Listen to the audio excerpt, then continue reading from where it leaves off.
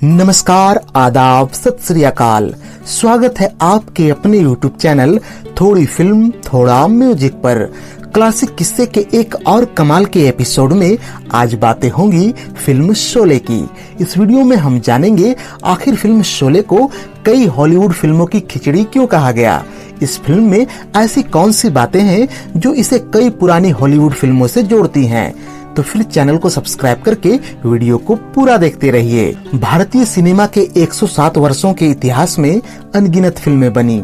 इनमें से ज्यादातर फिल्में बिना देखे भुला दी गयी, तो कई फिल्मों को देखकर कुछ विरले ऐसी फिल्में भी रहीं जिन्होंने लोगों के जहन में अपनी जगह बनाई, और उनमें से भी विरले वो फिल्में थी जो कालजयी बन गयी। ये वो फिल्में थी जो हर वर्ग, वर्ण, काल एवं स्थान के बंधनों को तोड़कर अपनी सार्वभौमिक प्रतिष्ठा स्थापित करने में सफल रही। इन्हीं सर्वकालिक महान फिल्मों में से एक प्रतिष्ठित फिल्म का नाम है शोले। शायद ही भारतीय जनमानस में ऐसा कोई विद्यमान होगा जो इस फिल्म से परिचित ना हो। भारतीय सिनेमा में इस फिल्म की आभा कुछ ऐसी है कि शायद इस देश का बच्चा जिस दिन से बोलना सीखता है उसी दिन शोले के संवादों से परिचित हो जाता है। शोले ने भारतीय सिनेमा की कितनी ही फिल्मों को कितनी अलग अलग तरीके से प्रभावित किया है, इसका सही आकलन कर पाना भी कठिन है। इन 45 सालों में न जाने कितनी ही फिल्में दृश्य संवाद शोले से प्रभावित नजर आती है, और कला का एक ये भी दस्तूर रहा है कि वो सदैव दूसरी कलाओं से प्रेरणा लेती है।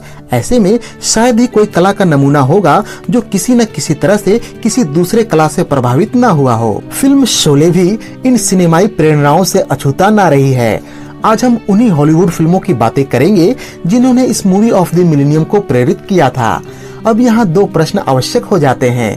पहला ये कि शोले किन किन फिल्मों से प्रभावित बताई जाती है, और दूसरा ये कि इन्होंने किस हद तक शोले को प्रभावित किया था।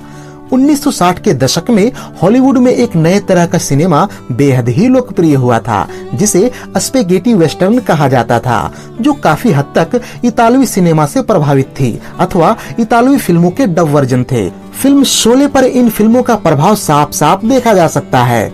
मसलन 1965 की for a few dollars more, 1960 की दी मैग्निफिसेंट सेवन, जो कि अपने आप में महान फिल्मकार अकीरा कुरोसावा की फिल्म दी सेवन समुराई से प्रभावित थी।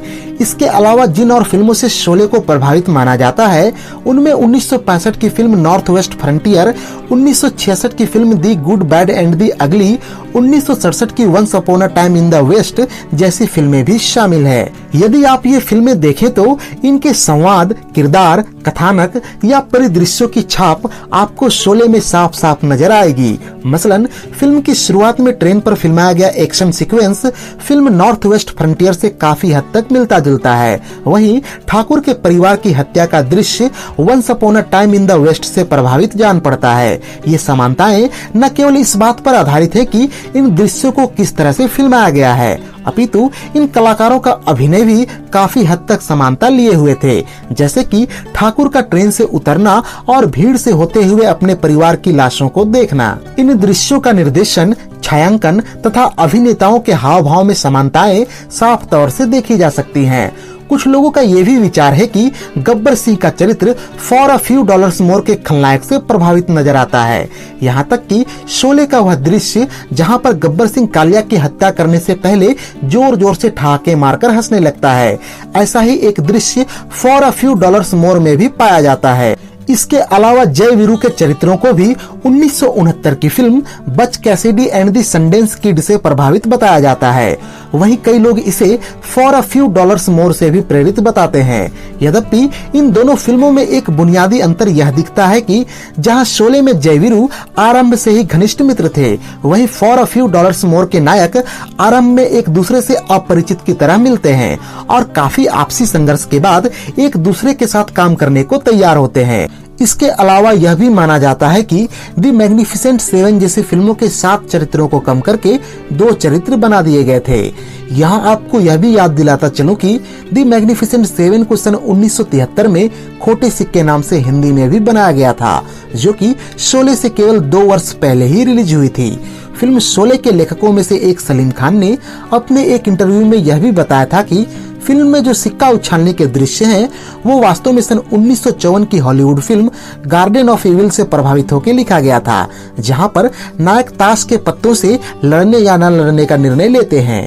पर फिल्म शोले में पत्तों का स्थान सिक्के ने ले लिया था। इस तरह से अगर शोले के कथानक का इतिहास खंगाला जाए तो इसके जड़ें बहुत ही गहरी मिलेंगी। यहाँ फिल्म के संगीत के विषय में भी यह बताना आवश्यक हो जाता है कि फिल्म का प्रसिद्ध गीत महबूबा ओ महबूबा सन 1974 में आई डेनिस रूसो के गीत से यू लव मी से कॉपी करके बनाया गया था। इसके पीछे की कहानी यह है कि फिल्म के निर्माता जीपी सिप्पी एक बार अपनी पत्नी के साथ लंदन गए हुए थे, जहां इन्होंने इस गीत को सुना। वापस आकर जीपी सिप्पी ने आर.डी. बर्मन को इस गीत के तर्ज पर एक हिंदी गीत बनाने को कहा, जिसके फलस्वरूप महबूबा ओ महबूबा गीत का सृजन हुआ। वीडियो के आखिर में हम यही कहना चाहेंगे कि हमारा उद्देश्य यहाँ शोले की महानता में कमी लाना अथवा इसे नीचा दिखाना नहीं है, अपितु हमारी कामना यही है कि इस फिल्म का यश कालांतर तक बनी रहे। तो ये थी कालजयी फिल्म शोले पर हमारी एक खास पेशकश। इस वीडियो के निर्माण में हमारे मित्र संतोष ममगाई जी का अभूतपूर्व योगदान रहा है। उन्हीं की गहरी विश्लेषण से हमने आप तक इस वीडियो को पहुंचाया है। उम्मीद है कि यह वीडियो आपको बेहद ही पसंद आई होगी। अगर यह वीडियो पसंद आई हो तो इसे लाइक और शेयर करें तथा ऐसे ही अन्य वीडियोस की नोटिफिकेशन पाने के लिए चैनल को सब्सक्राइब करके बेल आइकन में ऑल का बटन दबा दें। और हाँ, इस वीडियो को अंत तक देखने के लिए आपको दिल से धन्यवाद।